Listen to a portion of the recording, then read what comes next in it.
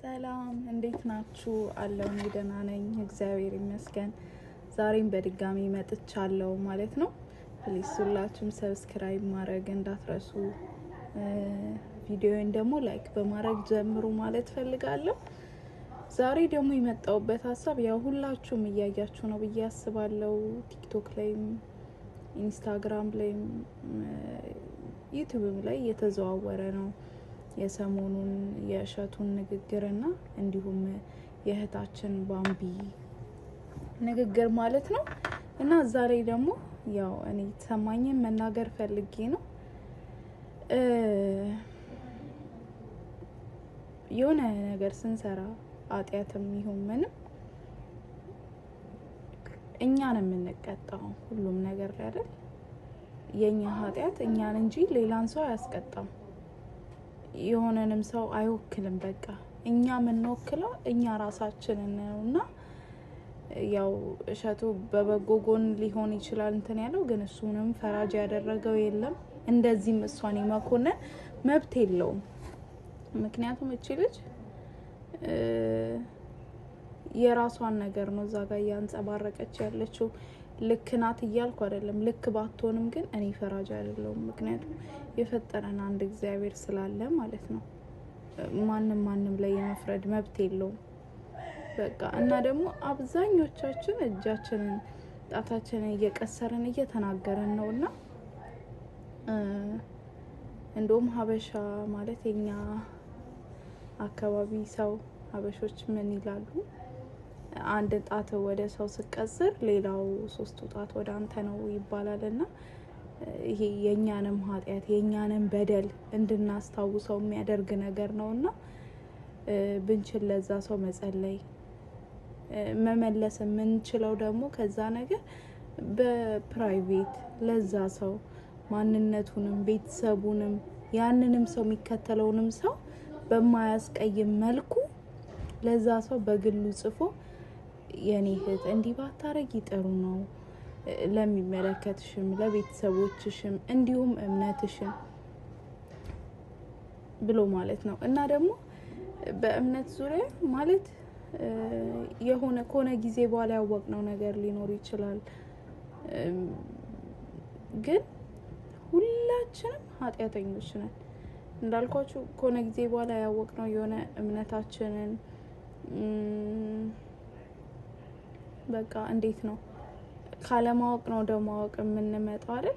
ግን ምንድነው እግዚአብሔር ራሱ በቃሉ ተናግሯል እኮ አይደል? እኔ ለጻድቃን አልመጣውም ለኃጥአን ነው ብሏል። እና ለኛ ለኃጢያተኞችን የመጣው አሁን ራሳቸውንም እንደ ጻድቅ የሚቆጥሩ ሰዎች እኮ ኃጢያት ይሰራሉ። ምናልባት ልክ እንደ እህታችን ባምቢ አደባባይ ላይ ወጣ ላይሆን ይችላል፣ ህዝብ ያወቀው ላይሆን ይችላል። ያው ጊዜው የሶሻል ሚዲያ ስለሆነ ማለት ነውና ግን ሁላችንም የሆነ ምን ሰራው ኃጢያት አለ።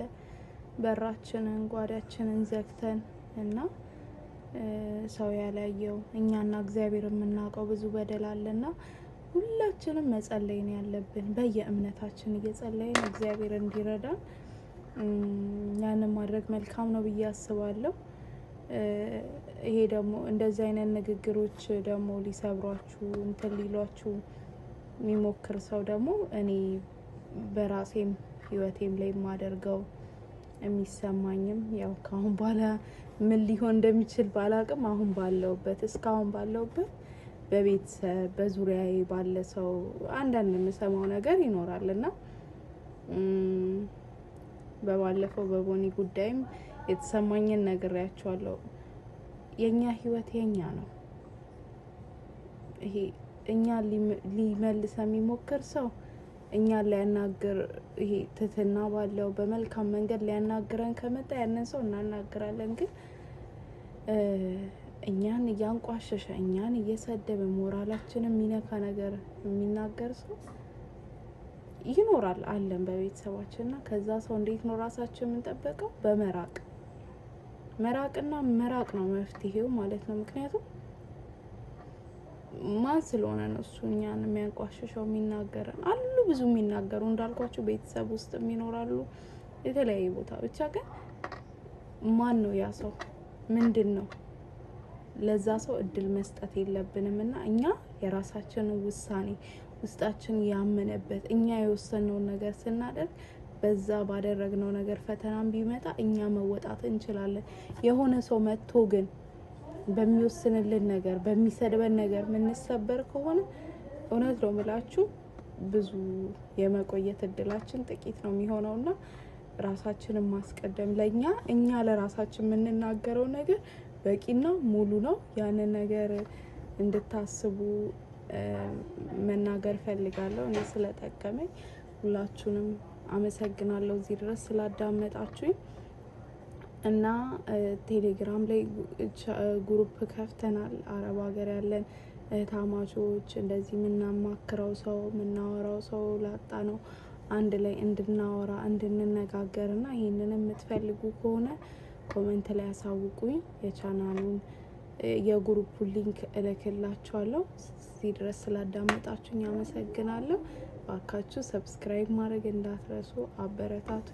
አመሰግናለሁ። ቻው።